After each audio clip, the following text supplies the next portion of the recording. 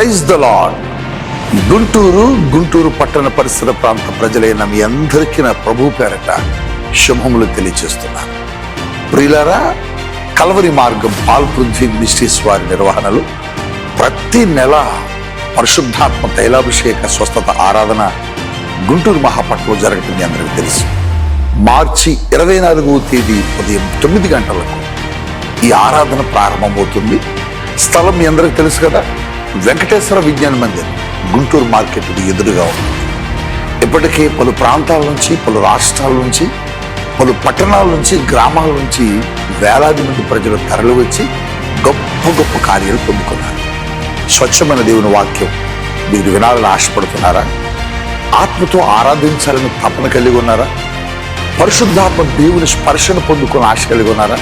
అయితే రండి, దేవుడు మీ కొరకు గొప్ప కార్యాలు చేయబోతున్నారు. మన ఆధ్యాత్మిక జీవితంలో, మన ప్రయాణంలో మనకున్న బలహీనత, మనకున్న చెడ్డ లక్షణం ఏంటంటే మన అవసరతను 1, 2, 3, 4, 5 లేక 10 సార్లు అడుగుతాం. 10 మార్లు తర్వాత దాన్ని మనం అడగలేదు, మర్చిపోతాం. లేదంటే మనకే అనిపించింది, నేను 10-15 సార్లు అడిగాను, 10 రోజులు అడిగాను, 15 రోజులు అడిగాను, లేదా 1 సంవత్సరం ప్రార్థన చేశాను, కానీ నా జీవితంలో దేవుడు కార్యం చేయలేదు. ఇంక ఆగిపోతాం, అడగడం ఆగిపోతాం, ప్రార్థించడం ఆగిపోతాం.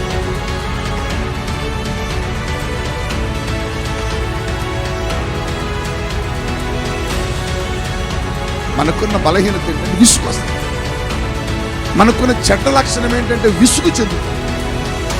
మనకున్నటువంటి బ్యాడ్ హ్యాబిట్ ఏంటంటే విసుగు చెందుతాం. నా ప్రార్థన దేవుడు వినడం లేదు, ఛాన్సే లేదు. ఆయన వింటున్నాడు.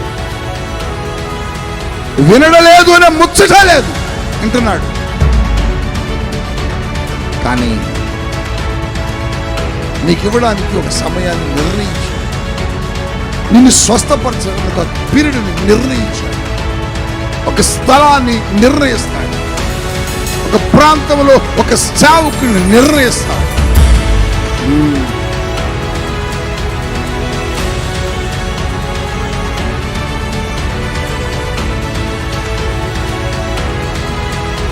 మోషే అనబడిన నాయకుడు చెప్పాడు, తన సేవకుడైన, తన పరిచారకుడైన, తన శిష్యుడైన నేను పైన ప్రార్థన చేస్తాను, మీరు కింద యుద్ధము, నేను పైన ప్రార్థన చేస్తాను. అప్పుడు ఏం చేశాడు తెలుసా? పైకి ప్రార్థన చేశాడు. ఎవరు? మోషే. ప్రార్థన చేసినప్పుడు హఠాత్తుగా అద్భుతంగా ఇశ్రాయేలు గెలిచారు. గట్టిగా సోదరు చెప్పండి. అమ్మయ్య గెలిచారులే అని ప్రార్థన ఆపేశారు. మళ్ళీ కింద నుండి ఒక పరిగెత్తుకొచ్చాడు. ఏం ప్రార్థన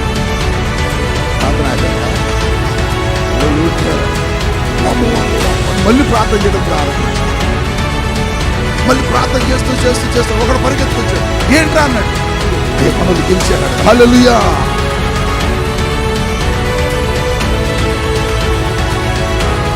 అలా చెప్పు, నువ్వు నేనున్నానని. ఏం చేయమంటావు అన్న? సముద్రం చీలిపోతుంది, నీ చెయ్యెత్తి కర్రను పట్టుకో. మోషే చెయ్యెత్తాడు సముద్రం దగ్గర. ఆశ్చర్యమైన సంగతి చెప్పనా? ఒక రాత్రంతా కూడా ప్రయాణిస్తూనే ఉన్నారు. సముద్రం చీలిపోయింది. సముద్రం చీలిపోయింది.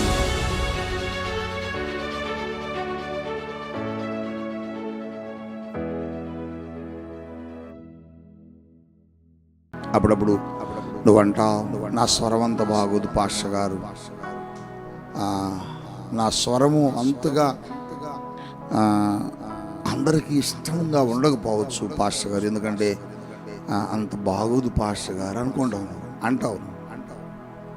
ఇప్పుడు నేనేమంటానంటే, నీ స్వరం చేసినోడికి తెలియదా అది ఎలా ఉందో? నీ స్వరం నిర్మించిన వాడికి తెలియదా అది ఎలా ఉంటుందో?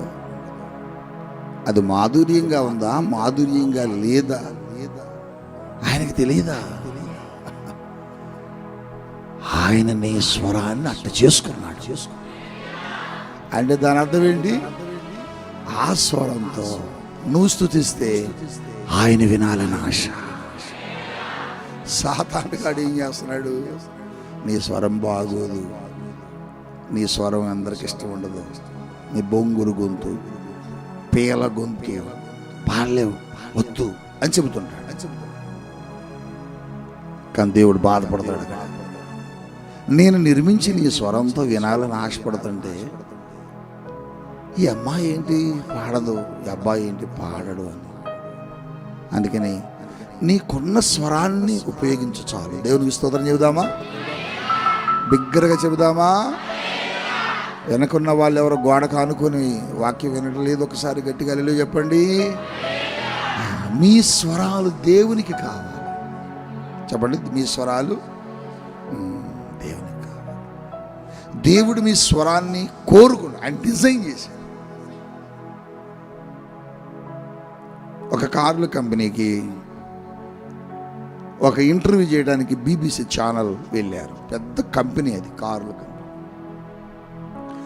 ఆ కంపెనీ వాళ్ళని అడిగారు, మీరు చాలా కార్లు తయారు చేశారండి, మీకు ఏ కారు ఇష్టం అని అడిగారు. అన్ని కార్లు ఇష్టమే అన్నాడు ఆయన. అలాగా సార్, పర్టిక్యులర్గా ఒక కారుని బాగా ఇష్టపడతారుగా అంటే, నాకు ఇష్టమైనవే చేశాను నేను అన్నాడు ఆయన. ఆయన 1 అవర్ ఇంటర్వ్యూ అడిగితే 1 అవర్ ఇంటర్వ్యూలో చెప్పిన సమాధానం ఏంటంటే, నాకు ఇష్టం లేదని నేను చేయలేదు, నాకు ఇష్టమైందే చేశాను. రోడ్డు మీద తిరిగే ప్రతి కారు నా కారులో, నా కంపెనీకి సంబంధించింది, అవన్నీ నాకు ఇష్టమైనవి. నువ్వు కూడా దేవునికి ఇష్టమైన వాడివి. నువ్వు కూడా దేవునికి ఇష్టం కాబట్టి చేయబడ్డావు. నేను ఇట్టున్నాను ఏంటి నల్లగా, ఏమో ఆయన అడుగు, మరి ఎవరిని అడుగు, నన్ను ఎందుకు ఇలా చేసావు యేసయ్యా అని అడుగు. ఆ కుమ్మరివాణ్ణి ఆ మట్టి అడుగుద్దా, నన్ను ఎందుకు ఇలా నిర్మించావని. ఆయనకి ఇష్టమైంది. నువ్వు అలా ఉండటం ఇష్టమైంది, నువ్వు అలా ఉండటం ఇష్టమైంది, అంతే. అంటే నువ్వేం చేయాలంటే, నీకు ఇచ్చిన ఆ దేహం, ఆ రూపంతో నువ్వు అనాలి, నేను ప్రభువుకి ఇలా ఉండటం ఇష్టం కాబట్టి ప్రభు నన్ను ఇలా చేశాడు. అందుకని ప్రభు అంటే నాకు ఇష్టం, ప్రభువుకు నన్ను బట్టి మహిమ కలగాలనుకోవాలి. హల్లెలూయా. మన ఆధ్యాత్మిక జీవితంలో, మన ప్రయాణంలో మనకున్న బలహీనత, మనకున్న చెడ్డ లక్షణం ఏంటంటే, మన అవసరతను 1, 2, 3, 4, 5 లేక 10 సార్లు అడుగుతాం. 10 మార్లు తర్వాత దాన్ని మనం ఇక అడగలేం, మర్చిపోతాం. లేదంటే మనకే అనిపించింది, నేను 10-15 సార్లు అడిగాను, 10 రోజులు అడిగాను, 15 రోజులు అడిగాను, లేదా 1 సంవత్సరం ప్రార్థన చేశాను, కానీ నా జీవితంలో దేవుడు కార్యము చేయలేదు. ఇంక ఆగిపోతాం, అడగడం ఆపేస్తాం, ప్రార్థించడం ఆపేస్తాం, దేవునితో మాట్లాడటం ఆపేస్తాం. కానీ దేవుడు ఏమంటున్నాడంటే, అలా ఆపొద్దు. నువ్వు అడిగింది నీవు పొందుకునే వరకు అడుగుతూనే ఉండాలా. నీవు అడిగింది నీకు దేవుడిచ్చే వరకు దేవుడిని వెంటబడాలి. మనకంత ఓపిక ఉండదు ఏమండి. మనకంతా 2 రోజులు అడుగుతాం, ఇక 3వ రోజు కనిపించింది, నా సంగతి ఆయనకు తెలియదంటవా, ఆయన చూడటం లేదా నా సంగతి గురించి ఆయనకు తెలుసులే అన్నీ అంటాడు.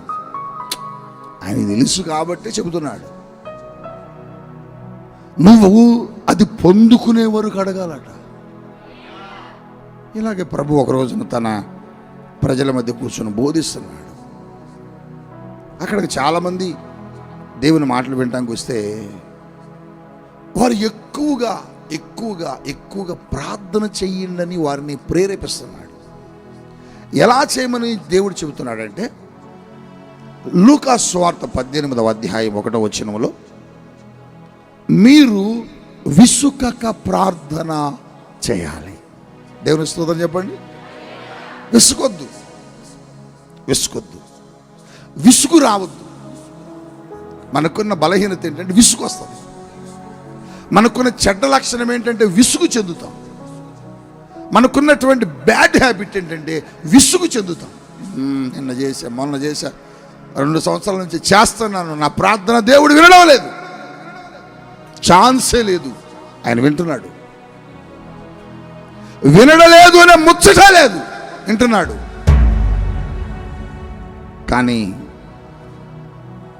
నీకు ఇవ్వడానికి ఒక సమయాన్ని నిర్ణయించాడు, నిన్ను స్వస్థపరచడానికి ఒక పీరియడ్ని నిర్ణయించాడు, ఒక స్థలాన్ని నిర్ణయిస్తాడు, ఒక ప్రాంతంలో ఒక సేవకుని నిర్ణయిస్తాడు. దేవుడు కొన్ని అద్భుతాలు కొన్ని చోట్ల చేయడానికి నిర్ణయిస్తాడు. నిర్ణయించబడిన సమయంలో, నిర్ణయించబడిన స్థలానికి, నిర్ణయించబడిన సేవకుడి దగ్గరకు నువ్వు ఎప్పుడైతే వస్తావో ఆ కార్యం నీ జీవితంలో పొందకుండా విసుకక, చెప్పండి, విసుకక. అలా అని వదిలేయకుండా వాళ్ళకి అర్థమయ్యేలా ప్రభు ఒక ఉపమానం చెప్పాడు. ఒక ప్రాంతంలో ఒక విధవరాలు ఉన్నది, ఒక సహోదరి. ఆమె తన ప్రతివాదికి ఆమెకు ఒక విషయంలో సమస్య వచ్చింది. అంటే తన ఎదురు ఎవరో ఒక వ్యక్తి ఆమెను బాగా ఇబ్బంది పెడుతున్నాడు. ఆమెను ఇబ్బంది పెడుతున్నాడని ఆమె ఏం చేసిందంటే ఆ ఊరిలో ఒక న్యాయాధిపతి ఉన్నాడట.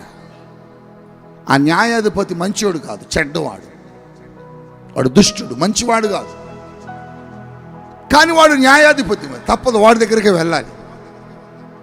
ఒకరోజు వెళ్ళిందట.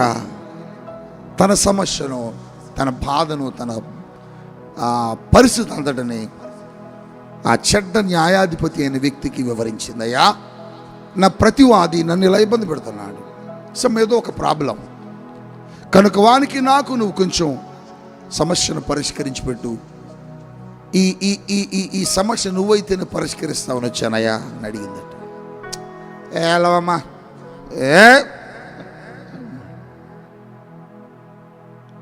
వెళ్ళిపోయింది ఇంటికి.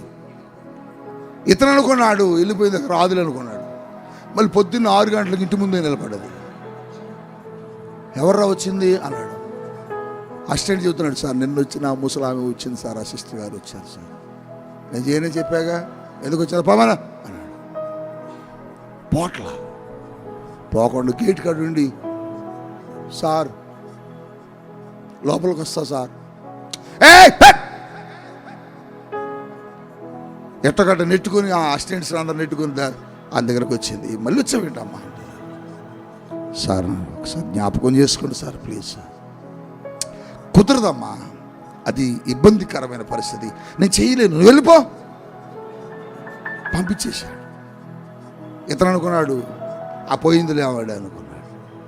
మళ్ళీ నెక్స్ట్ డే వచ్చింది, మరలా అదే చెప్పాడు. మరలా నెక్స్ట్ డే వచ్చింది, మరలా అదే చెప్పాడు. మరలా నెక్స్ట్ డే వచ్చింది, మరలా అదే చెప్పాడు. ఈడు పడుకున్నాడు. సాయంత్రం ఆవిడే గుర్తొస్తుంది, ఆవిడే మనస్సు నిండా నిండిపోయినది. వాడు అనుకుంటున్నాడు మళ్ళీ తెల్లారితే ముసలాం వచ్చింది, ఆ విధవరాలు వచ్చింది, ఈయనను వదిలిపెట్టి లాగలేదులే కానీ ఆమెకి ఏదో ఒకటి చెయ్యాలనుకున్నాడట. యేసయ్య ఒక మాట అన్నాడు, ఆ చెడ్డ న్యాయాధిపతి అయిన వాడే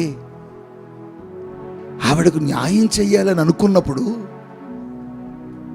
మీ న్యాయాధిపతినైన నేను మీకు న్యాయం చేయనా? మీకు నేను ఇవ్వనా? ఎందుకు ఇవ్వట్లేదు, ఎందుకు జరగట్లేదు అంటేనట, మీరు పదే విసుకక దేవుని సన్నిధికి వచ్చి ఆయన్ని అడగలేకపోతున్నారు. ఆయన్ని అడగాలి. ఎప్పటి వరకు అడగాలి దైవజనుడా అంటే, నీ అవసరత తీరే వరకు అడగాలి. తీరిన తర్వాత కృతజ్ఞత చెప్పి ప్రభువుని గూర్చి ఘనపరచాలి. కానీ మనకున్న బ్యాడ్ హ్యాబిట్ ఏంటంటే మనం అడగం. ఒకవేళ అడిగిన 1, 2, 3, 4 సార్లే.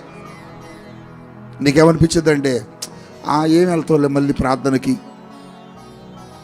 సారపాకు వెళ్ళాలంటే చాలా దూరం, చాలా ఖర్చు, చాలా ప్రయాసపడాలి, బోల్డ్ అంత డబ్బులు అవుతాయి, ఏం వెళ్తాం? నీకు ఒక సంగతి చెబుతున్నా, దేవుడు నిన్ను స్వస్థపరచాలని ఇక్కడ నిర్ణయిస్తే నువ్వెన్నిసార్లు ఇక్కడికి రావాల్సిందే. దేవుడు నిన్ను ఆశీర్వదించడానికి ఈ కల్వరి మార్గం గ్లోరియస్ చర్చిని దేవుడు నిర్ణయిస్తే నువ్వు ఆ ఆశీర్వాదం నీ జీవితంలో పొందుకునే వరకు నువ్వు ఇక్కడికి రావాల్సిందే. అందుకే నువ్వు అడగాలి, ప్రభువా నన్ను స్వస్థపరచాయా, నేను ఎక్కడికి రావాలి, నేను ఏ దైవజనుడి దగ్గరికి వెళ్ళాలి, ఏ మందిరానికి వెళ్ళాలి, ఏ సేవకుని ఆశ్రయించాలి చెప్పండి ప్రభువా అని అడిగితే దేవునికి చెబుతాడు. కొర్నేలు అడిగాడు. కొర్నేలు దేవుని సన్నిధిలో కొన్ని సమస్యలతో ప్రార్థిస్తున్నప్పుడు, కొర్నేలి నీ ఇంటికి పేతురుని పిలిపించుకోపో, పేతురుకు నీ దగ్గరకు వచ్చినప్పుడు నీకు కావలసిన ప్రతి విషయాన్ని చెబుతాడని చెప్పాడు. దైవజనాంగమా, నీ జీవితంలో అద్భుతం జరిగే వరకు, అద్భుతం పొందుకునే వరకు నువ్వేం చేయాలంటే విసుక్కూడదు. మనం విసుగు చెంది చిరాకు పుట్టి ఇక జరగదులేని వదిలేస్తాను. ఎప్పుడు వద్దు. దేవుని సన్నిధికి వచ్చి విసుగక ప్రార్థించి అద్భుతం పొందుకోకుండా వెళ్ళిన వ్యక్తులు ఎవ్వరు లేరు. ఆయన అదే చెబుతున్నాడు అక్కడ. ఏమంటున్నాడు? అన్నిసార్లు వచ్చానట, ఆ చెడ్డ న్యాయాధిపతి అనుకున్నాడట, హే మళ్ళీ పొద్దున్నే వచ్చింది ఈ అమ్మాయి, పడుకున్నా నిద్ర పట్టట్లే, వీడికి కళ్ళు మూసుకున్నాడు గట్టిగా, ఆమె గుర్తు రాకుండా. పొద్దున్నే వస్తుంది కదా, కళ్ళు గుర్తు మూసుకుంటే వాడికి ఏమనిపిస్తుందంటే 6 అయిందంటే ఆమె వచ్చింది అనుకుంటున్నాడు. అప్పుడు అనుకున్నాడట, ఇంక పొద్దాక రాకుండా ఉండాలంటే ఆమెకి ఏదో ఒకటి చేసేద్దాం, ఆమెకు మంచి చేయాలని నిర్ణయించుకున్నాడు. ప్రియ దైవజనాంగమా, నీ జీవితంలో కూడా అంతే. నువ్వేది కావాలని అడుగుతున్నావో, ఏ స్వస్థత కొరకైతే ప్రాధాయపడుతున్నావో, ఏ ఉద్యోగం కొరకైతే అడుగుతున్నావో, ఏ వివాహం కొరకైతే అడుగుతున్నావో, ఏ సమస్య కొరకైతే అడుగుతున్నావో, అది నీ జీవితంలో పొందుకునే వరకు నువ్వు వదిలిపెట్టకుండా దేవుని అడగాలి. అవునండి, ఇశ్రాయేలీలు ముందున్నారు. ఇశ్రాయేలీలకు ముందుగా అమాలేకీయులు ఉన్నారు. యుద్ధం జరుగుతుంది. ఆ యుద్ధ వాతావరణంలో పరిస్థితులు చాలా భయంకరంగా ఉన్నాయి. మోషే అనబడి నాయకుడు చెప్పాడు, తన సేవకుడైన, తన పరిచారకుడైన, తన శిష్యుడైన యెహోషువాకి, మీరు కింద యుద్ధం చేయండి, నేను పైన ప్రార్థన చేస్తాను అన్నాడు. మీరు కింద యుద్ధము నేను పైన ప్రార్థన చేస్తాను. అప్పుడు ఏం చేశాడు తెలుసా? పైకి వెళ్ళి ప్రార్థన చేశాడు. ఎవరు? మోషే. ప్రార్థన చేసినప్పుడు హఠాత్తుగా అద్భుతంగా ఇశ్రాయేలు గెలిచారు. గట్టిగా స్తోత్రం చెప్పండి. అమ్మయ్యా గెలిచారులే అని ప్రార్థన ఆపేశాడు. మళ్ళీ కింద నుండి ఒకడు పరిగెత్తుకొచ్చాడు. ఏంట్రా అన్నాడు. ప్రార్థన ఆపారా? మనోళ్ళు ఓడిపోయారు అన్నాడు. వామ్మో అని మళ్ళీ ప్రార్థన చేయడం ప్రారంభించాడు. మళ్ళీ ప్రార్థన చేస్తూ ఒకడు పరిగెత్తుకొచ్చాడు. ఏంట్రా అన్నాడు. అంటే అయ్యా మనోళ్ళు గెలిచారు అన్నాడు. హల్లెలూయా. ఎంతసేపు చేస్తాడు ఈయన కూడా. మీకులాగే చేతులు నొప్పులు వచ్చినాయి, నా వల్ల కాదురా అని చేతులు దించి కూర్చున్నాడు. మళ్ళీ ఒక ఇద్దరు పరిగెత్తుకొచ్చి ఓడిపోయారు మనోళ్ళు అన్నాడు. ఇక అప్పుడు లాభం లేదని ఇటు చూస్తే పక్కన హూరు అని ఉన్నాడు, ఇటు పక్కన అహరోన్ అన్నాడు. రే నా చేతులు ఎత్తండి రా అన్నాడు. ఎత్తిట్లు ఏం చేశారు తెలుసు? వాళ్ళు ఎట్టే పట్టుకున్నారు. వాళ్ళిద్దరు చేతులు ఎత్తితే మోషే దేవుడితో మాట్లాడుతున్నాడు. ప్రభువా నీ ప్రజలు గెలవాలి, నీ ప్రజలు గెలవాలి. ఎంతసేపు అలా ప్రార్థన చేశాడంటే శత్రువు సంపూర్తిగా నాశనమైపోయే వరకు ప్రార్థన చేసి. గట్టిగా చెప్పండి. నీ శత్రువు నాశనమయ్యే వరకు నీ ప్రార్థన ఆపకూడదు. నీ అక్కర దేవుని సన్నిధిలో నువ్వు పొందుకునే వరకు నీ ప్రార్థన ఆపకూడదు. ఈనాటి క్రైస్తవ సమాజానికి, సంఘానికి ఉన్న సమస్య ఏంటంటే క్రొత్తలో ఒక రకమైన అసలు ప్రార్థన ఎంత తీవ్రంగా చేస్తాం. ఎవరితో మాట్లాడబుద్ధి కాదు కదా, ఎవరితో మాట్లాడబుద్ధి కాదు. ప్రార్థన ప్రార్థన ప్రార్థన అనిపించింది. ఫ్రెండ్స్ వచ్చినా కూడా వచ్చి ఈ టైంలో ఎందుకు వచ్చారనిపించింది. అంటే అదొక వింత. కానీ కొద్ది రోజులు అయిపోయాక నువ్వే వాళ్ళందరికీ ఫోన్ చేస్తూ ఉంటావు, రాబ్బా రాబ్బా రాబ్బా రాబ్బా రాబ్బా రాబ్బా. ఎందుకని? క్రొత్తలో చేసిన ప్రార్థన తర్వాత పోయింది. దేవుడు చెబుతున్నాడు అలా కాదు. ఎప్పుడు నీ ఆధ్యాత్మికత జీవితంలో ప్రార్థన, నువ్వు అడిగింది పొందుకునే వరకు నువ్వు ప్రార్థన చేస్తూనే ఉండాలి. హల్లెలూయా, హల్లెలూయా, హల్లెలూయా. ఏయ్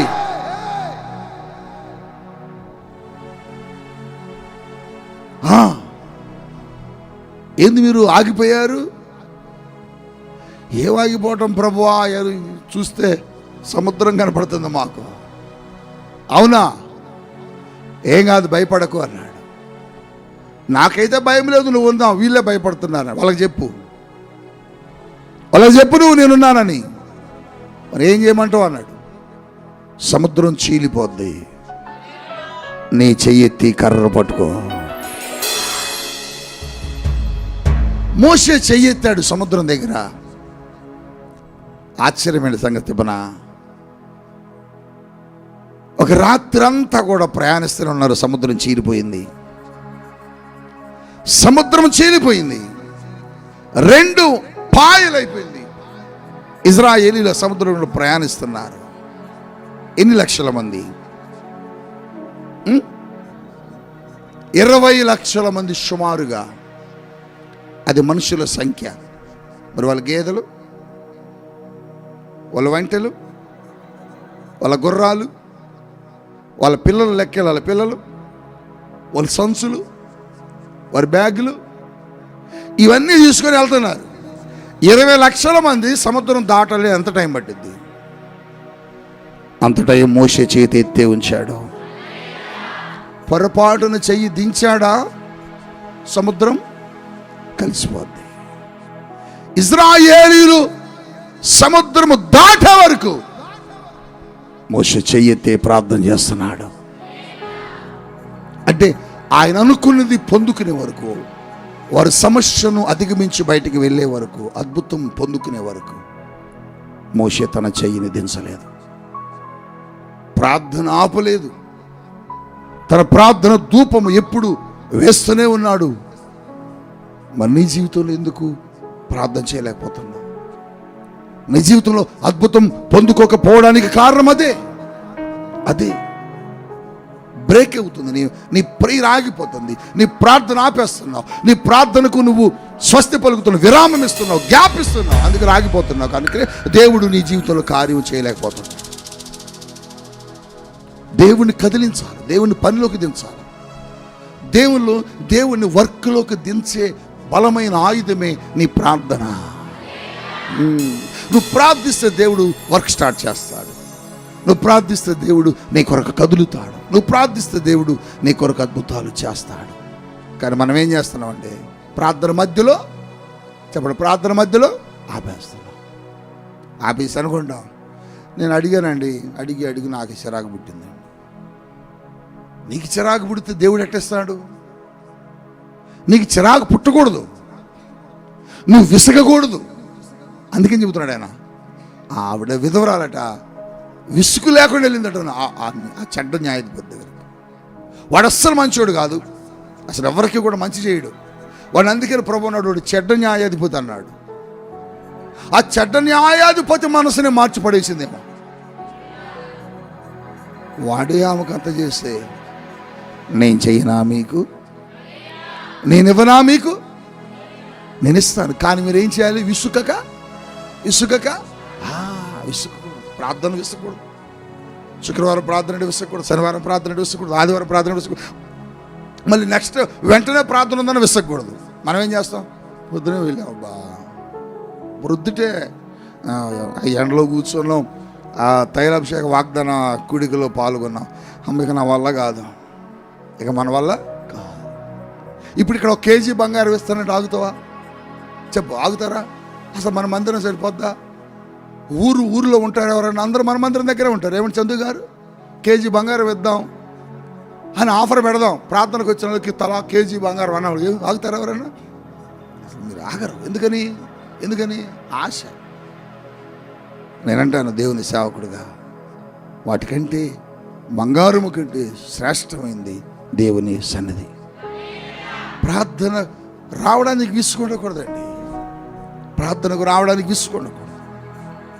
దైవజనరాలు నాతో అప్పుడప్పుడు మేము సభలకు వెళ్ళినప్పుడు, దేవుని వాక్యం ప్రకటించడానికి ఇతర ప్రాంతాలకు వెళ్తున్నప్పుడు, మేము ప్రయాణమై స్టేజ్ దగ్గరికి వెళ్ళేటప్పుడు ఆ ప్రజలు వస్తున్నప్పుడు వాళ్ళు చూసి మమ్మీ చెబుతుంటారు, ఏమండి మేము సిటీకి చాలా అవుట్కట్స్లో ఉండేవాళ్ళం, ఏలూరుకి మాకు చాలా దూరం, మా హౌస్ పట్టణానికి చాలా దూరంగా ఉంటుంది.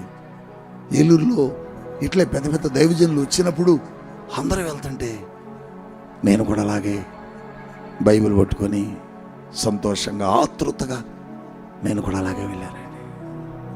నేను అప్పుడు అడుగుతా, నువ్వెప్పుడు అనుకున్నావా నీ మీటింగ్కి ఇంత ప్రజలు, నువ్వే వాక్యం చెప్పడానికి వెళ్తున్నప్పుడు అనేక మంది ప్రజలు ఎలా వస్తారని ఎప్పుడు అనుకున్నావా అంటే, నేను ఎప్పుడు అనుకోలేదండి. దేవుని కొరకు ఆశ. వాక్యం విన్న తర్వాత రాత్రి 11 అయ్యేదట మీటింగ్ అయిపోయాక. అక్కడి నుంచి వాళ్ళ ఊరు వెళ్ళడానికి 12 కిలోమీటర్లు లోపలికి వెళ్ళాలి. బస్సులు నీ కావు, నడుచుకుంటూ వెళ్ళేవాళ్ళట.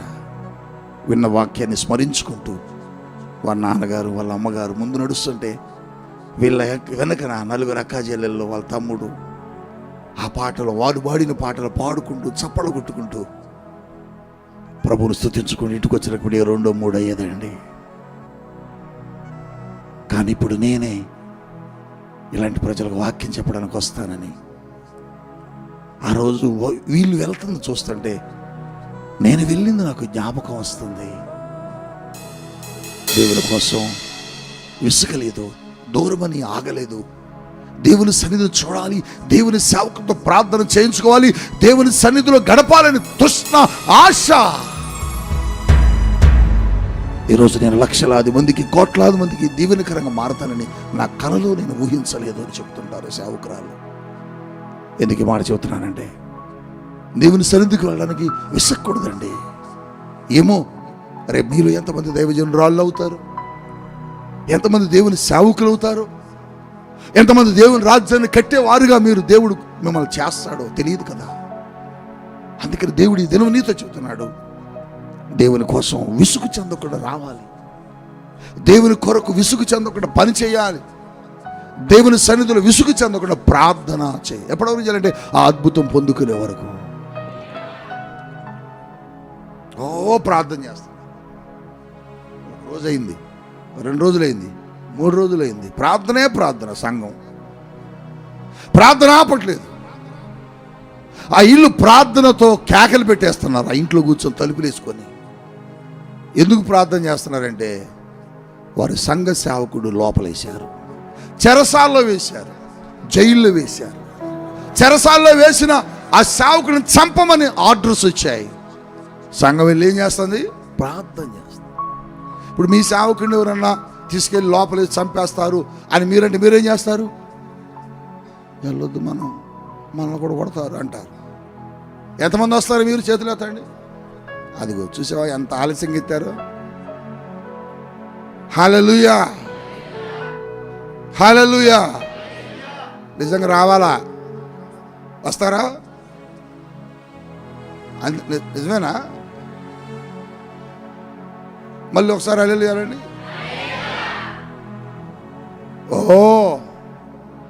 వాళ్ళు కూడా ప్రార్థన చేస్తారు. ఎప్పటి వరకు ప్రార్థన చేశారంటే, ఎవరి కోసం ప్రార్థన చేస్తున్నారు? ఆయన వచ్చి తలుపు కొట్టే వరకు ప్రార్థన చేస్తున్నారు. ఆయన వచ్చి కొడుతున్నాడు తలుపు. వీళ్ళకి ప్రార్థనే, ప్రభువా మా నాయకుడు తీసుకురా, మా పేతురుగా నేడు, మా పేతురుగా కట్లు తెగిపోవాలి, గొలుసు తెగిపోవాలి, తలుపులు పగిలిపోవాలి, అన్నారు. ఆయన వచ్చి తలుపు కొడుతున్నాడు. ఒక అమ్మాయి లేచింది, చిన్నగా వచ్చింది. హే ఎవరు అని అడిగింది. నేను పేతురుని.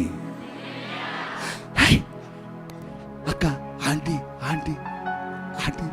పేతురు అంకులు వచ్చాడు. డిస్టర్బ్ చేయమాక, పేతురు రాళ్ళు పాడు. ప్రార్థన పాడుగాను ప్రార్థన చేస్తున్నారు కానీ, అద్భుతం కోసం ప్రార్థన చేస్తున్నారు కానీ, కనిపెట్టిన అద్భుతం వాళ్ళ ముందుకు వచ్చిన సంగతి తెలియలా. కొంతమంది ప్రార్థన ఇట్లే ఉంటుంది. ప్రార్థన చేస్తూనే ఉంటాం, మన జీవితంలో జరగాల్సిన జరుగుతుంది కానీ దాన్ని మనం చూడం. అది మైనస్, అదే మైనస్. ఆవిడ గమనించింది, తలుపు తీస్తే తలుపు దగ్గర ఎవరున్నారు? పీటర్. ఎప్పటి వరకు సంఘం ప్రార్థించిందంటే పేతుర్ని దేవుడే తన దూతలను పంపి లాక్కొచ్చే వరకు. నేనేమనుకుంటున్నానంటే, ఒక దైవజనుడిగా నేను ఎలా పిక్చరైజ్ చేసుకుంటాను వాక్యం చదివేటప్పుడు అంటే, వీళ్ళ గోల ఆయన దగ్గరికి చేరింది. వీళ్ళని ఒరే ఆ సంఘస్థులు చంపేస్తున్నారా, దూతలారా వెళ్ళండి, ఆ పేతురుని తీసుకుని వెళ్ళండి. దేవుడు నీ విషయంలో కూడా అలా చేయాలి. దేవుడు నువ్వు అడిగేది కూడా అలా దేవుడు నీకు అనుగ్రహించే వరకు నువ్వు దేవుని సన్నిధిలో నీ ప్రార్థన ఆపకూడదు. నువ్వేం అడుగుతున్నావు? నీ ఉద్యోగ విషయంలో దేవుని సహాయమా? నువ్వు అడుగు. నీ వివాహ విషయంలో సహాయమా? అడుగు. నీ వ్యాపార విషయంలో సహాయమా? అడుగు. నీ స్వస్థత విషయంలో సహాయమా? అడుగు. 38 years 38 years 38 సంవత్సరాలు ఆ కోనేటి దగ్గర కూర్చొని ఈసారైనా వెళ్ళాలి అనుకుని ప్రయత్నించాడు. ఆయన ప్రతి ప్రయత్నం ఫెయిల్ అయింది. కానీ ప్రయత్నిస్తున్న సంగతిని ఆయన చూశాడు. అక్కడ లేఖనంలో చాలా అద్భుతంగా రాసి ఉంటుంది. ఆ బెతస్దా కోనేరు దగ్గర కుంటివారు, గుడ్డివారు, మూగవారు, ఊచ కాలు చేతులు గలవారు ఉన్నారన్నది నేను ఊహించుకుంటున్నా. ఆ లేఖను చదివేటప్పుడు నా కళ్ళ ముందు కనబడుతుంది ఆ దృశ్యం. వాళ్ళందరూ అక్కడే ఉన్నారు. వాళ్ళందరి నుంచే యేసు ప్రభు వారు ఇలా దాటుకుంటూ వెళ్ళిపోతున్నాడు. వీళ్ళు రోగులే, వీళ్ళకి స్వస్థత కోసమే వచ్చారు. కానీ యేసు దృష్టి 38 సంవత్సరాల నుంచి ఎదురు చూస్తూ అడుగుతున్న వాడి మీదకి వెళ్ళిపోయింది. వాళ్ళందరిని దాటుకుని ఇలా ఏ బాబు అని ఆయన దగ్గరకు వచ్చాడు. ఆయన నిరీక్షణ, ఆయన నమ్మకం, ఆయన ప్రార్థన 38 సంవత్సరాల తర్వాత దేవుడు వినే ఆయన దగ్గరకు వచ్చాడు. ఒకవేళ అలా ఆయన అడగకుండా అక్కడ లేకుండా వెళ్ళిపోయినట్లయితే ఆయనకి స్వస్థత వచ్చేది కాదు. నేను ఈ మాట ఎందుకు జ్ఞాపకం చేస్తున్నాను మీకంటే, నీ జీవితంలో నీ ప్రార్థన కూడా ఇలాగే ఉండాలి. నువ్వేం అడుగుతున్నావు, నీకేం అవసరం, నీకేం కావాలి, ఒక పేపర్ మీద రాసుకో, ఒక డైరీలో రాసుకో. ఆ డైరీ నీతో ఎప్పుడు నువ్వు క్యారీ చేస్తుండాలి, నువ్వు పట్టుకోవాలి, నీ బ్యాగ్లో ఉండాలి. నీ బ్యాగ్లో ఈ కాదు ఉండాల్సింది, కాటుక, రిబ్బను, లేకపోతే దువ్వెన, పాండ్స్ పౌడరు, ఈ కాదు చండాలంగా, ఈ కాదు. నీ బైబిల్తో పాటు ఒక డైరీ, లేకపోతే ఒక పుస్తకం, లేకపోతే ఒక పేపర్. ఆ పేపర్లో నీ అవసరతలన్నీ ఉండాలి. నువ్వు ఎక్కడ ఖాళీగా ఉన్నా ఆ ఖాళీగా ఉన్న దాని మీద, అంటే నువ్వు రాసుకున్న అవసరతల మీద ప్రార్థన చేసి, ప్రభువా సహాయం చేయ, ప్రభువా. రైల్వే స్టేషన్కి వెళ్ళావా, అక్కడ బస్ స్టాండ్లో బస్ కోసం కూర్చున్నావా, కొద్దిసేపు టైం ఉందా, నీ బైబిల్ తీసి దాని మీద చేయబెట్టి, ప్రభువా సహాయం చేయ. దేవుడు అనుకోవాలా? బస్ స్టాండ్లో కూర్చొని కూడా అడుగుతుంది, రైల్వే స్టేషన్లో కూడా కూర్చోండి, మార్కెట్కి వచ్చిన చిచ్చి పొద్దాక అడుగుతుంది. అనుకోవాలి, దేవుడు అనుకోవాలి. మీకు ఇప్పుడు పోతే ఎక్కడ పోయి అడుగుతుంది, నా పరువు పోద్దని. దేవుడి నీ అవసరత తీర్చగలగాలి. హల్లెలూయా. అలా అడిగేవాడిగా నువ్వు ఉంటే నీకు దేవుడు ఆరోగ్యం ఇస్తాడు, నీకు స్వస్థత ఇస్తాడు. ఇవాళ నేను అడిగాను, ప్రార్థించాను, నాకు స్వస్థత రాలేదండి, అందుకని దేవుడు నా ప్రార్థన వెళ్ళలేదండి అనుకుంటున్నాను. దేవుడు ఎందుకు వినడు? ఆయన చెవుల్లో ఏమైనా దూదులు ఉన్నాయా? లే. ఆయన చెవులు ఏమైనా వినపడకుండా మందగించబడ్డాయా? లేదు. ఆయన క్లియర్గా చెబుతున్నాడు, మీ ఘోష, మీ ప్రార్థన నేను చెవి యొక్కకుండా నా చెవులు మందగించలేదు. నేను వింటాను, కానీ నువ్వెప్పుడు వరకు అడుగుతావు అని చూస్తున్నాడు ఆయన. విసుకగా అడుగుతూ ఉన్నావు అనుకో, ఒకరోజు దేవుడు నీ జీవితంలో గొప్ప కార్యం చేస్తాడు. ఏ స్వస్థత కోసం వచ్చావు, ఏ అద్భుతం కోసం వచ్చావు, ఏ ఉద్యోగం కోసం వచ్చావు, ఏ అద్భుతం దేవుని సన్నిధి నుంచి పొందుకొని వచ్చావు, ఈరోజు నువ్వు చేయాల్సింది ఒకటే, నీ ప్రార్థన ఆపొద్దు. ఏలియా ప్రార్థన ఆపలేదు. ఏలియా కర్మేలు పర్వతం మీదకి వెళ్ళాడు. వర్షం కురవాలి, వర్షం కురిపించాలి, ప్రార్థన చేస్తున్నాడు. ఒకసారి ప్రార్థించాడు, అద్భుతం జరగలేదు. చేశాను కదా ప్రార్థన, పదరా శిష్య వెళ్దాం, నీకు దేవుడు ఈరోజు వెళ్ళలేదులే అని అలా. ఆయన ఏం చేశాడు తెలుసా? శిష్యుని పిలిచాడు. ఎవరా, ఏమన్నా మబ్బు పట్టినట్టుగా కానీ వర్ష సూచన కానీ ఏమన్నా కనబడుతుందో చూడంటే, చూసి గురుగారు ఏం లేదండి అన్నాడు. అవునా, సర్లేని మళ్ళీ ప్రార్థన చేశాడు. మళ్ళీ చెప్పాడు, మరలా ఏం కనపడలేదండి అన్నాడు. మళ్ళీ చేశాడు, మరలా అడిగాడు, ఏం కనపడలేదండి. 7 మార్లు ఇలా చేశాడు. 7వ మారు శిష్యుడు పరిగెత్తుకుంటూ, గురుగారు ఏంట్రా? ఒక చిన్న మేఘం వచ్చిందండి. అప్పుడు అంటున్నాడు, ఇకబో ఆహాబుకి చెప్పు, సమృద్ధి అయిన వర్షం దేశంలో కురబోతుందని చెప్తున్నాడు. ఇప్పుడు శిష్యుడు అడగాల, ఏమని? వచ్చింది చిన్న మేఘమే కదండి అని. వచ్చింది చిన్న మేఘమే, కానీ విశ్వాసంతో పలుకుతున్నాడు, సమృద్ధి అయిన వర్షం వస్తుందని. నీ జీతం చిన్నదే, నీ సంపాదన చిన్నదే, నీ ఉద్యోగము చిన్నదే, నీ ఆదాయము చిన్నదే, కానీ నువ్వు విశ్వసిస్తే నీ జీవితంలో సమృద్ధిని ఆ చిన్నదానిలో నుంచే నువ్వు చూస్తావు. అయ్యా వీళ్ళందరికీ భోజనం పెట్టాలయ్యా, మరి మీ దగ్గర ఏమన్నట్టు తీసుకురండి అన్నాడు. ఏమి లేదయ్యా, ఏదో కొన్ని రేటులో కొన్ని చేపలు ఉన్నాయి అంతే అన్నాడు. వాటిని తీసుకురండి అన్నాడు. అవి చిన్నయ్యా, అట్లా తీసుకురండి అన్నాడు. చాలామంది ఉన్నారయ్యా, నీకెందుకైనా తీసుకురావయ్యా. తీసుకొచ్చాడు, ఆయన చేతులు పెట్టాడు. ఆయన ఆశీర్వదించి ప్రార్థన చేసి పంచండి అన్నాడు. అక్కడ అనేక వేల మంది తినగా 12 గంపలు రొట్టెలు మిగిలినట్లుగా దేవుని వాక్యంలో మనం చూస్తాం. దానికి కారణం ఏంటంటే విశ్వాసం, ప్రార్థన, విసుగు చెందని ప్రార్థన. ఈ రాత్రి నువ్వు కూడా అలా చెయ్యి. నా భర్త మారలేదండి, చాలా ప్రార్థించానండి. నువ్వు చాలా ప్రార్థించలేదు. నువ్వు చెబుతున్నావు అంతే, నీకు అది గొప్ప ప్రార్థనగా కనపడుతుంది. నువ్వు చేసిన ప్రార్థన అది నీకు చాలా పెద్దగా కనపడుతుంది. నువ్వు అంటావు వచ్చి, నేను చాలా సంవత్సరాల నుంచి ప్రార్థన చేస్తున్నాను డాడీ, నా భర్త మారలేదు. విసుగు చెంది ఇక నువ్వు ప్రార్థన చేయడం ఆపేశా. వస్తే వస్తాడు, లేకపోతే చేస్తాడు, ఆడే చేస్తాడు, నాకెందుకు. మీకు ఒక మంచి మర్మం చెబుతా, ఇది మీరు వినాలి. తాగుబోతా భర్త నీకు, తిరిగిపోతాడా నీ భర్త, అనుమానపు వ్యక్తి నీ భర్త, చెడ్డ స్వభావం కలిగిన వాడా నీ భర్త. అయితే నీకు ఒక గుడ్ న్యూస్. ఏంటా గుడ్ న్యూస్ అంటే, వాడిని రక్షించే భారం, పని నీకే దేవుడు పెట్టాడు. అందుకని వాణ్ణి నీకు భర్తగా ఇచ్చాడు. దేవుడు అనుకున్నాడు, ఈ తాగుబోతుడిని, ఈ అనుమానపోడిని, ఈ మూర్ఖుడిని మార్చాలంటే ఈమైతేనే మార్చిద్దని నీకు జత చేశాడు.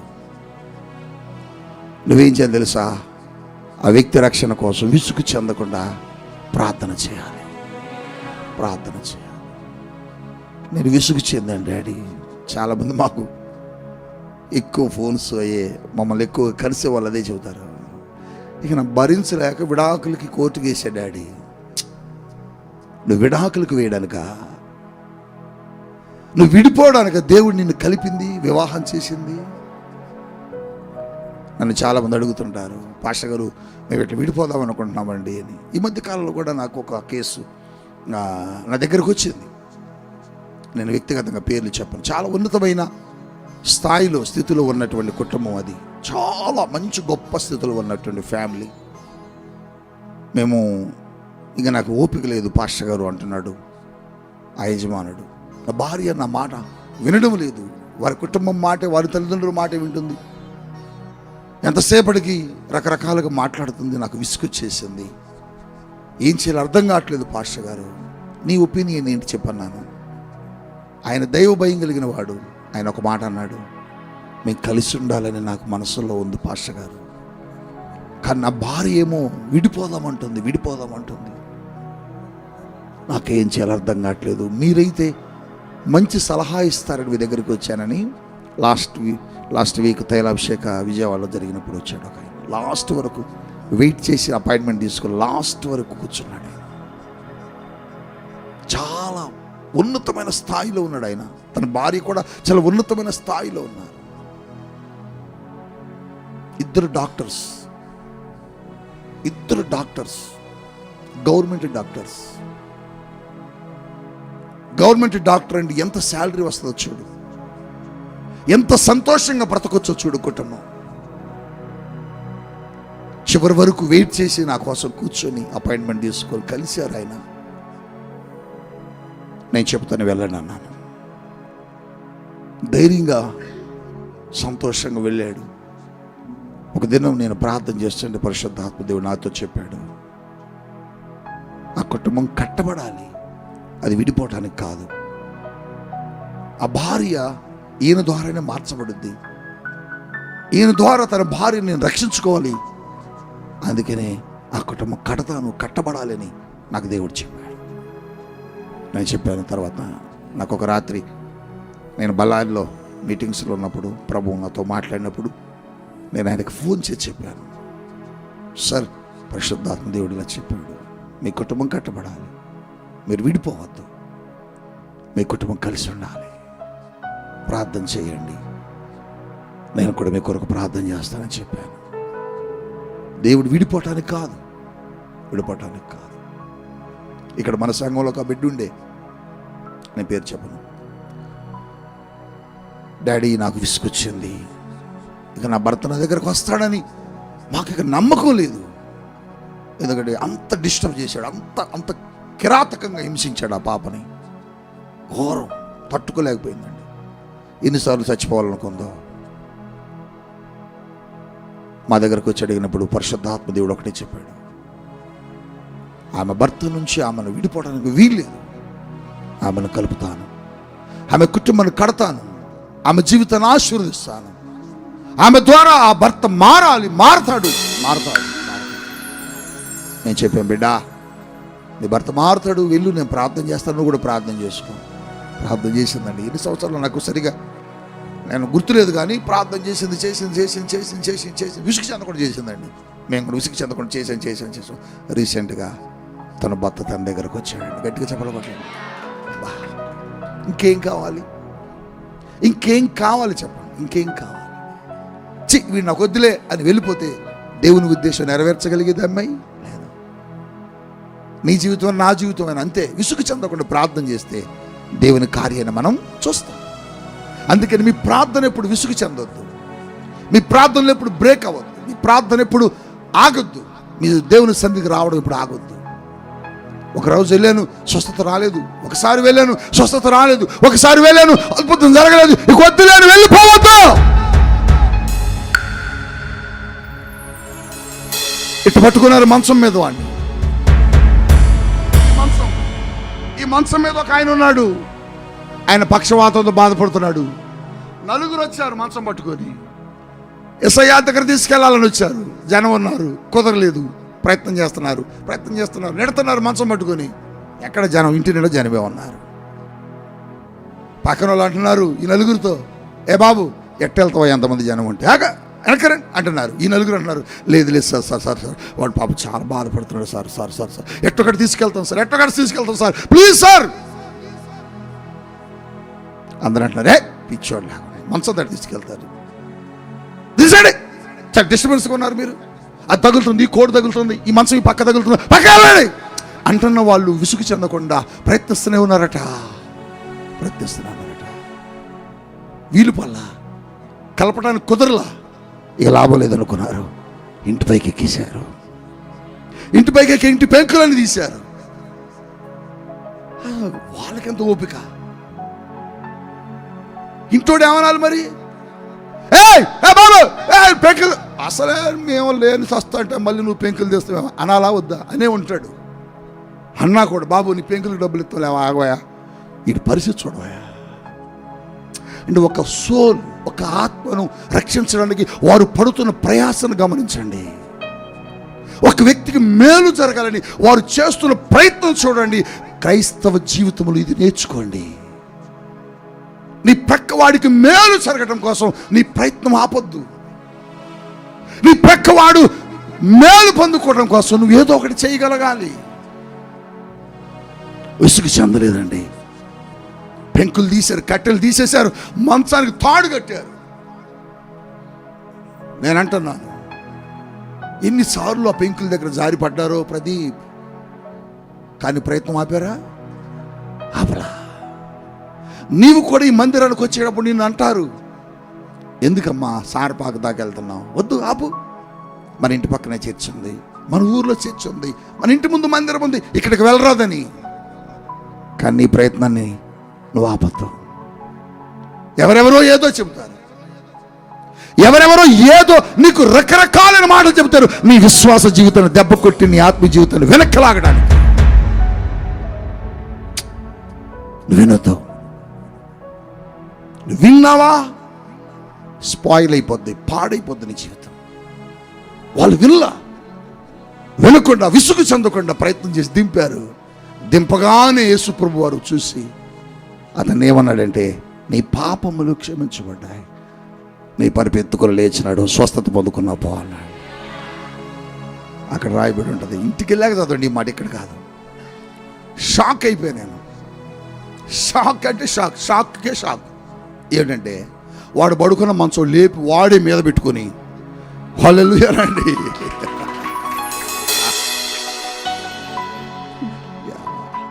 ఎంత సంతోషం. వాడు పడుకున్న మంచం ఎన్ని సంవత్సరాలు పడుకున్నాడో, ఆ మంచాన్ని ఎత్తుకున్నాడు అంతే. అప్పటిదాకా అతను లేవలేకపోయాడు, కదలలేకపోయాడు. స్వస్థత వచ్చింది. విసుగు చెందలేదు వారు విసుగు చెంది మా వల్ల కాదులే, ఇప్పుడు కుదరదులే అని వెనక్కి వెళ్తే ఆ వ్యక్తికి స్వస్థత వచ్చేది కాదు. నీ జీవితంలో కూడా అంతే. స్వస్థత రాదు, విసుగు చెందదు. ఒకసారి వచ్చాను, స్వస్థత జరగల. 2 సార్లు వచ్చాను, స్వస్థత జరగల. 3 సార్లు వచ్చాను, స్వస్థత జరగల. అని ఆగద్దు. 7 సార్లు మునుగన్నాడు. ఒకసారి మునిగాక రాలే. నయమని అంటున్నాడు, ఏం రాలేదుగా అన్నాడు. సార్ ఇంకొక 6 సార్లు అందుకు మునిగన్నాడు. సరేలేని మునిగాడు. ఏంటి మునగలేదు, స్వస్థత రాలేదుగా. ఇంకా 5 సార్లు అందుకు మునిగాడు సార్ అన్నాడు. మునిగాడు, రాలా. 4 మునిగాడు, రాలా. 3, 2, ఇక 7సారికి వచ్చాడు. మునగ్గానే ఏమొచ్చింది? స్వస్థత. 1, 2, 3 సార్లు మునిగినప్పుడు విసుగు చెంది, ఈ నీళ్ళల్లో మునగడం ఏంటి, నాకు వద్దులే అని వెళ్ళిపోలే. అసలు మొదట నాకు వద్దు అన్నాడు. ఎందుకన్నాడు మీకు తెలుసా? ఆయన మునగరని ఎందుకన్నాడు తెలుసా?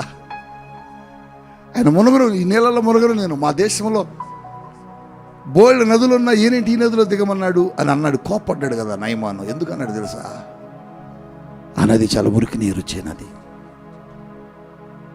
అది మంచి నీరు వచ్చే ప్రవహించే నది కాదు. అందుకని నయమాను కోప్పడ్డాడు. లేదా మునిగేవాడే.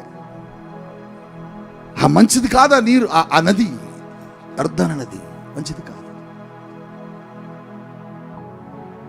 ఆ నదిలో మునుగు అన్నప్పుడు ఆయన కోపం అందుకని వచ్చింది. ఈ మురికి నీళ్ళల్లో నన్ను మునగమంటాడు ఆయన. అప్పుడప్పుడు కొన్ని కఠినమైన పరీక్షలు పెడతాడు దేవుడు. ఈ పని నువ్వు చెయ్యి, నేను చేస్తాను, నీకు అద్భుతం అంటాడు. అది కఠినంగా ఉన్నా నువ్వు చేసావంటే అద్భుతం, నయమాను పొందుకున్నట్లుగా నువ్వు కూడా పొందుకుంటావు. రాత్రి విసుగు చెందకుండా నీ ఆత్మీయ జీవితంలో నువ్వు ప్రార్థన ఆపకుండా కొనసాగిస్తే దేవుడు నీ జీవితంలో గొప్ప కార్యం చేస్తాడు. ఎక్కడ ఆపావో ప్రార్థన, ఎక్కడ ఆగిందో నీ ఆత్మీయ జీవితంలో ప్రార్థన, అక్కడి నుంచి నువ్వు మరలా ప్రారంభించు. అక్కడి నుంచి ప్రారంభించు, కొత్తగా కాదు. ఎక్కడ ఆపావో అక్కడి నుంచి ప్రారంభించు. అక్కడి నుంచి నీ ప్రార్థన ప్రారంభించు. ఎన్ని రోజుల క్రితం నీ ప్రార్థన ఆగిందో ఆత్మలో అక్కడికి వెళ్ళు. ఇక్కడే నేను ప్రార్థన ఆపింది, ఇక్కడి నుంచి మరలా ప్రార్థన చేస్తానని మోకరించి ప్రార్థన చేయి. గొంతెత్తు. నీ అవసరత తీరే వరకు, నీ స్వరం దేవుడు వినే వరకు, నీ దగ్గరికి దేవుడే దిగొచ్చి నీకు సహాయం చేసే వరకు ప్రార్థన చేయటం ఆపక. మోకరించు, మోకరించు, ప్రార్థన చేసుకుందాం.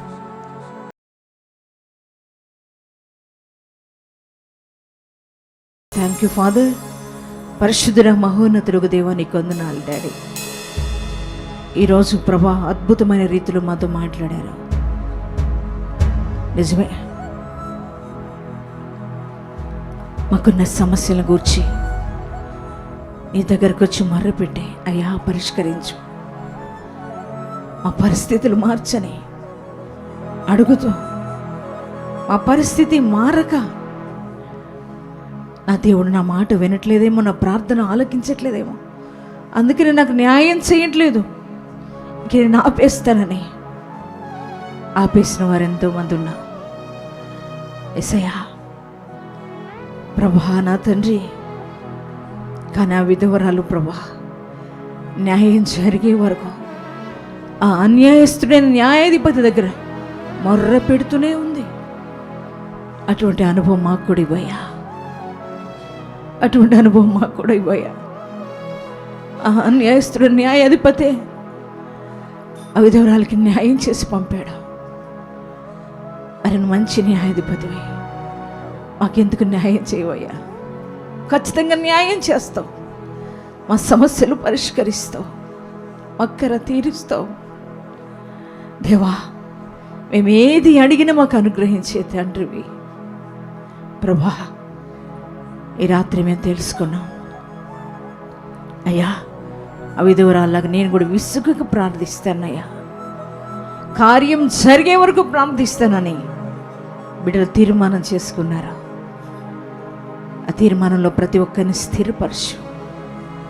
విసుగగా ప్రార్థించి నీ దగ్గర ఉన్న ప్రతి ఒక్క కార్యాన్ని పొందుకొని నీ సాక్షులుగా ఉండడానికి నీ కృప అనుగ్రహించమని అయ్యా, విత్తబడిన ప్రతి మాట ప్రతి హృదయంలో ఫలభరితంగా మార్చినందుకు నీకే వందనాలు స్తోత్రములు చెల్లిస్తూ నజరేయుడని యేసు శక్తి కలిగిన నామంలో ప్రార్థిస్తున్నాం తండ్రి, ఆమేన్.